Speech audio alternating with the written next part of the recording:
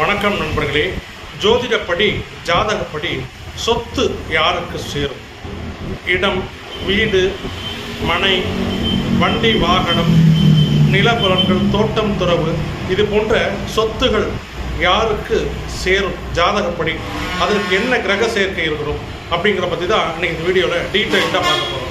நான் உங்கள் கும்பம் வினோத்குமார். இது உங்கள் சாய் திருமுருகன் அஸ்ட்ரோ சேனல். இது ஒரு ஜோதிடம் மற்றும் ஆன்மீக சேனல். ஜோதிட ரீதியான தகவல்களையும் உங்கள் வாழ்க்கையில் ஏற்படக்கூடிய பிரச்சனைகளுக்கு உண்டான தீர்வையும் வழியையும் எளிய பரிகாரங்களையும் சொல்லக்கூடியது தான் நம்ம சாய் திருமுருகன் அஸ்ட்ரோ சேனல். அதனால் புதுசாக நம்ம சேனலை பார்க்குற நண்பர்கள், நேயர்கள் மறக்காமல் நம்ம சேனலை சப்ஸ்கிரைப் பண்ணி பாருங்கள். முக்கியமாக லைக் பண்ணுங்கள், கமெண்ட் பண்ணுங்கள், ஷேர் பண்ணுங்கள். அப்போ தான் நம்ம சொல்லக்கூடிய நல்ல தகவல்கள் ஜோதிட ரீதியாக எல்லோரையும் போய் சேரும். இப்போ ஜாதகப்படி ஜோதிடப்படி யாருக்கெல்லாம் சொத்து சேரும், அதற்கு ஜாதகத்தில் என்ன மாதிரியான கிரக அமைப்பு இருக்கணும் அப்படின்ற பற்றி டீட்டெயில்டாக பார்க்கலாம். அதாவது நீங்கள் எந்த ராசி எந்த லக்னமாக வேணாலும் இருக்கலாம். உங்கள் ஜாதக கட்டத்தில் ராசி கட்டத்தில் செவ்வாய் தான் பூமிக்காரகன். அந்த பூமிக்காரகனாகிய செவ்வாய் உங்கள் ஜாதகத்தில் உங்கள் லக்னத்துக்கு 4ஆம் இடத்துல, லக்னத்துக்கு 7ஆம் இடத்துல, லக்னத்துக்கு 10ஆம் இடத்துல இருக்கணும். லக்னத்துக்கு 4ஆம் இடம், லக்னத்துக்கு 7ஆம் இடம், லக்னத்துக்கு 10ஆம் இடத்துல செவ்வாய் இருக்கணும். நீங்கள் எந்த ராசி எந்த லக்னமாக வேணாலும் இருக்கலாம். அந்த செவ்வாய் எப்படி இருக்கணும் அப்படின்னா ஆட்சி அல்லது உச்சம் பெற்று இருக்கணும்.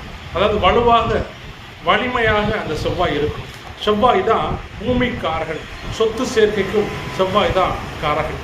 அந்த பூமிக்காரகான செவ்வாய் லக்னத்தில் 4ஆம் இடத்துல, 7ஆம் இடத்துல அல்லது 10ஆம் இடத்துல இருந்து ஆட்சி அல்லது உச்சம் பெற்று அமர்ந்து, அதுலேயும் குறிப்பாக குரு பகவான் கூட சேர்ந்து இருந்தால் அல்லது குரு பகவான் பார்வையில் இருந்தால் ரொம்ப நல்லது. ஒன்று அந்த செவ்வாய் கூட குரு பகவான் இருக்கணும், அல்லது அந்த செவ்வாயை குரு பகவான் தன்னோட பார்வையால் பார்க்கணும். இது ஒரு வகையான யோகம்.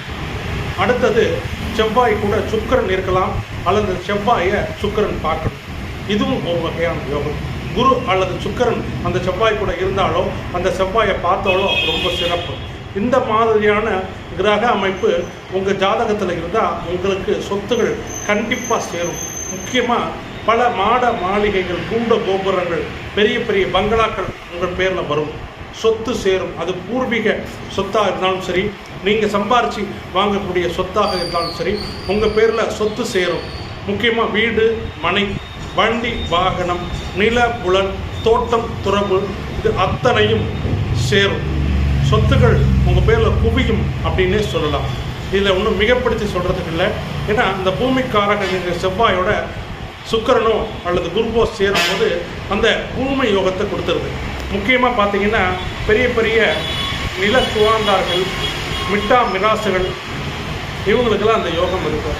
அதே மாதிரி பெரிய பெரிய ரியல் எஸ்டேட் அதிபர்கள், இப்போ பார்த்தீங்கன்னா பெரிய இடத்துல பிளாட்டு போட்டு வைக்கிறாங்க இல்லையா, பெரும் நிலத்துக்கு சொந்தக்காரங்க, ரியல் எஸ்டேட் அதிபர்கள், சிவில் இன்ஜினியர்கள், இவங்களுக்கெல்லாம் இந்த யோகம் இருக்கும்.